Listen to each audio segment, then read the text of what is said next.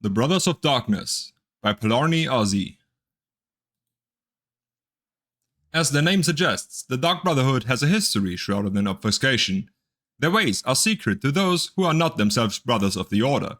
Brother is a generic term, some of the deadliest assassins are female, but they are often called brothers as well. How they can continue to exist in shadow but be easily found by those desperate enough to pay for their services is not the least of the mysteries surrounding them. The Dark Brotherhood sprang from a religious order, the Morak Tong, during the Second Era. The Morak Tong were worshippers of the Daedra spirit Mephala, who encouraged them to commit ritual murders. In their early years they were as disorganized as only obscure cultists could be there.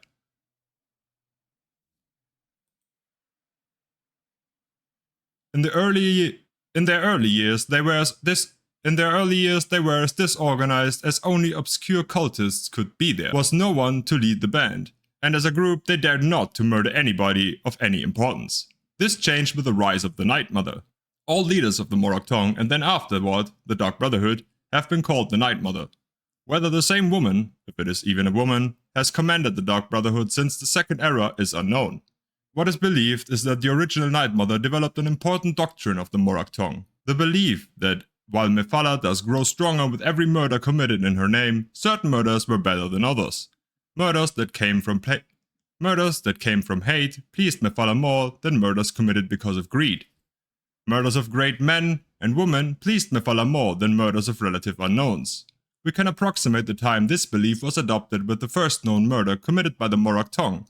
In the year 324 of the Second Era, the potentate Versailles was murdered in his palace in what is today the Elsewhere Kingdom of Senchel. In a brash move, the Night Mother announced the identity of the murderers by painting Morak Tong on the wall in the potentate's own blood. Previous to that, the Morak Tong existed in relative peace, more or less like a witches' coven, occasionally persecuted but usually ignored.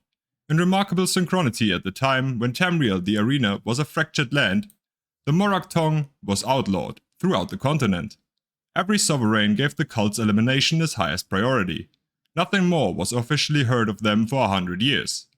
It is more difficult to date the era when the Morak Tong re-emerged as the Dark Brotherhood, especially as other guilds of assassins have sporadically appeared throughout the history of Tamriel.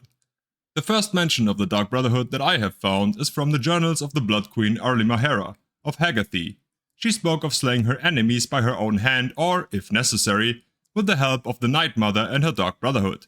The secret arsenal my family has employed since my grandfather's time. Arlimahera wrote this in the Second Era 412. So one can surmise that the Dark Brotherhood had been in existence since at least 360 if her grandfather had truly made use of them. The important distinction between the Dark Brotherhood and the Morak Tong was that the Brotherhood was a business as much as it was a cult. Rulers and wealthy merchants used the order as an assassin's guild. The Brotherhood gained the obvious rewards of a profitable enterprise, as well as the secondary benefit that rulers could no longer actively persecute them. They were needed. They were purveyors of an essential commodity. Even an extremely virtuous leader would be unwise to mistreat the Brotherhood. Not long after Arlimahera's journal entry came perhaps the most famous series of executions in the history of the Dark Brotherhood. The Colovian Emperor, potentate Severin Korak, and every one of his heirs were murdered in one bloody night in the Sun's Dawn in 430. Within a fortnight, the Colovian dynasty crumbled, to the delights of its enemies, for over 400 years until the advent of the warrior emperor Tiber Septim. Chaos reigned over Tamriel. Though no comparable impressive executions have been recorded, the Brotherhood must have grown fat with gold during that interregnum.